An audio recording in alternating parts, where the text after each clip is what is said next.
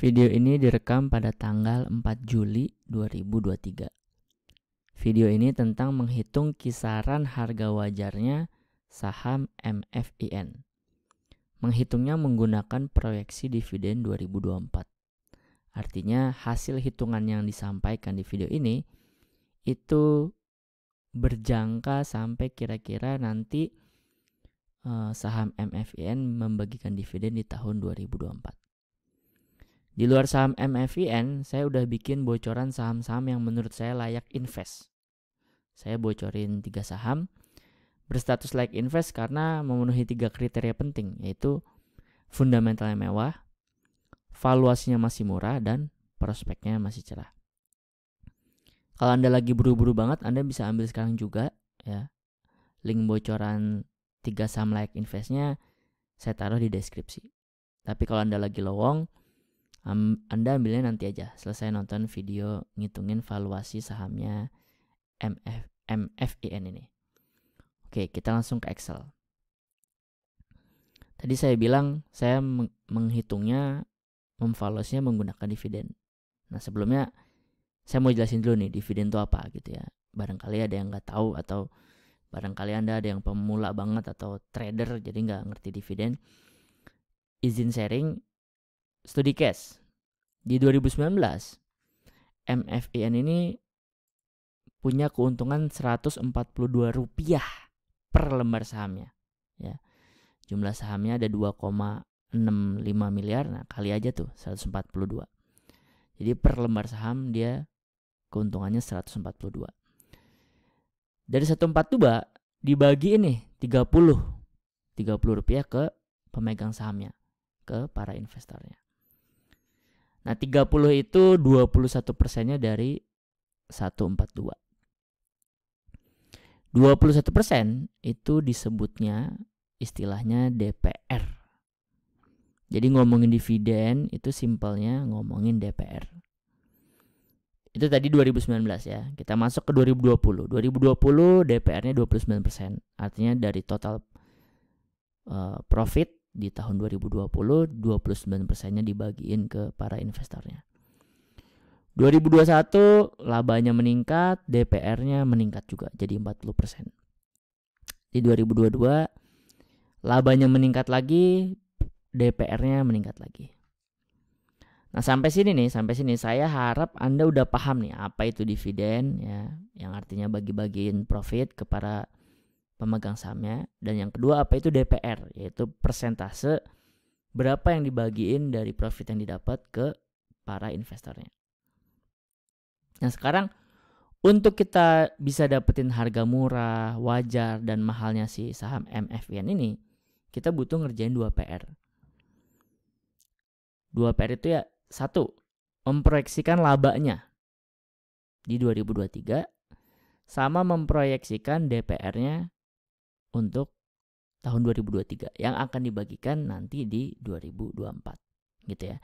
Tapi sebelum kita ngerjain 2 PR itu, saya minta tolong ke Anda untuk like video ini dan subscribe channel ini, dan tulis MFIN di komen. Makin banyak yang lakuin itu ya, makin banyak yang like, makin banyak yang subscribe dan tulis MFIN di komen, itu dari segi algoritma YouTube maka video saya makin posisi teratas. Ketika ada orang yang ngetikin misalkan harga wajar MFIN di YouTube gitu ya, nanti posisi saya makin atas. Dan itu membahagiakan saya gitu ya. Saya nggak masang AdSense kok, jadi murni kalau misalkan makin naik ya saya senang aja gitu. Oke, udah ya. Semoga Anda udah like video ini, udah subscribe channel ini, dan udah tulis MFIN di komen. Oke, kita kerjain PR-nya. Proyeksi laba dari Q1 dari kuartal 1 ke Q4 kuartal 4. By the way, buat yang pengen tahu fundamentalnya, jadi kan orang kalau di investor itu nyari tahu fundamentalnya, valuasi, baru prospek. Nah, kalau Anda mau tahu fundamentalnya, cari aja video sebelum ini ya di channel Saham Nyantai. Itu nanti itu udah dibahas soalnya tentang fundamentalnya. Di video ini kan fokusnya ngebahas valuasi. Oke. Q1 ke Q4 di 2023 berapa nih perubahannya? Kita lihat 4 tahun ke belakang. 2019 Q1 ke Q4-nya naik 310%. Di 2020 Q1 ke Q4 naik 63%. Ini lagi parah-parahnya ya 2020. Dia masih naik cuman 63%, cuman. Di 2021 mulai agak membaik.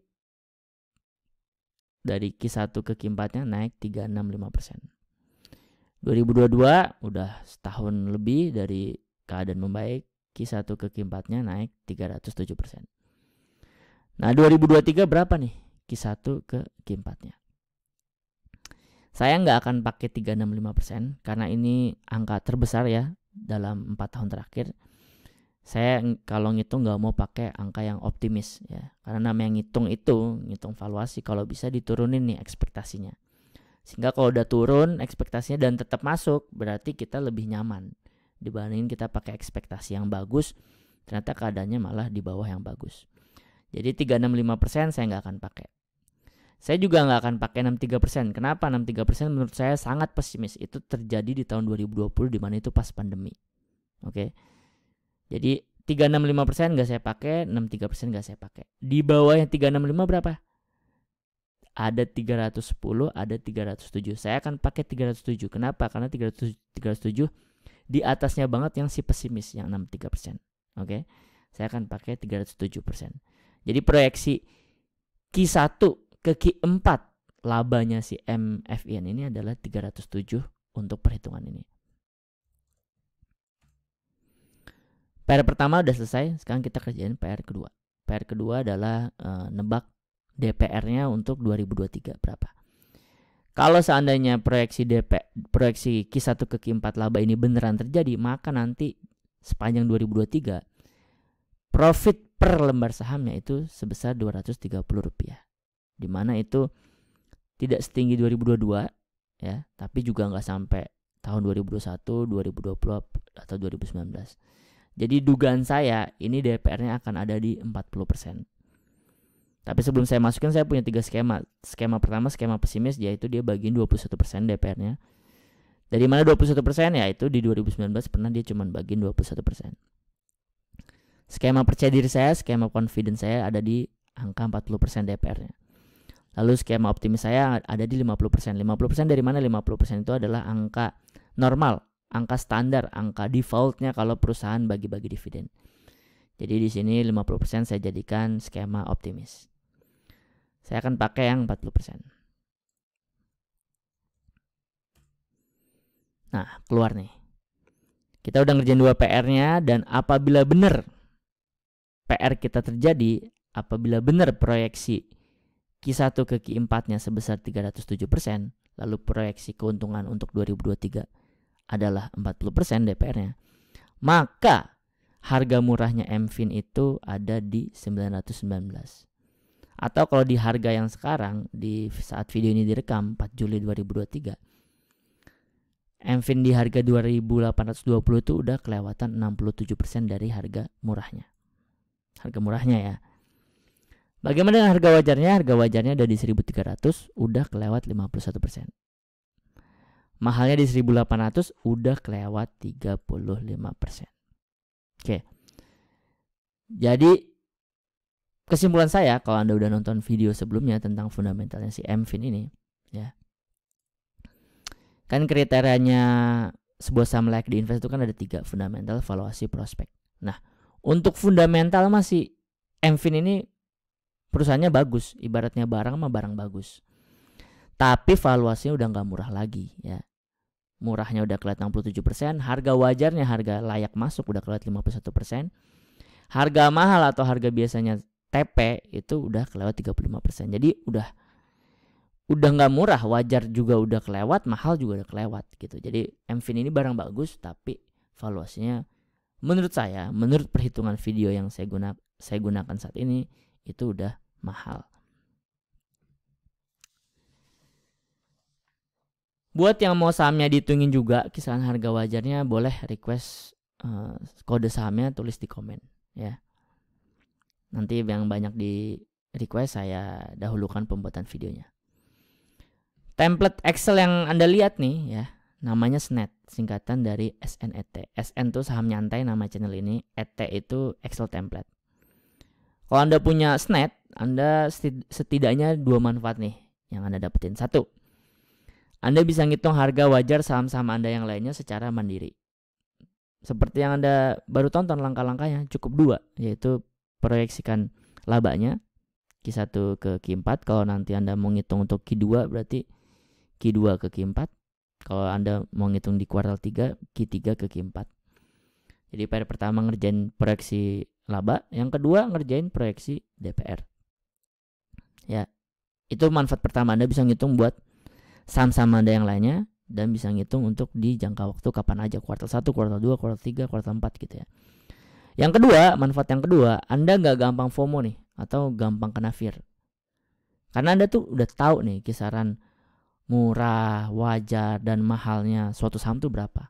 Dan kalau Anda mau tahu keefektifan, keampuhan template Excel ini dalam menghitung murah, wajar, dan mahalnya suatu saham, saya sendiri ya yang bikin video ini, saya investnya di saham-saham yang saya masuknya tuh berdasarkan si SNET tadi, template Excel tadi.